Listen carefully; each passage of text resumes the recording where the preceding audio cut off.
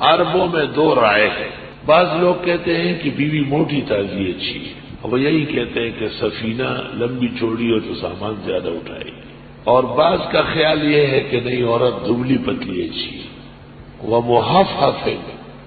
محفف قلت له انتصر ومحفف کالغصن، غصن کہتے شاخ کو. یہ کبھی نظریہ ہے. پشتوں میں بھی کہتے ہیں کہ پتلی ہونا چاہیے. پیزوان میرا کا ایک کم بختہ ہوتا سے تعویگم لکلختہ. اللہ اکبر. شاخ گل جھوم کر گلزار میں سیدھی جو ہوئی.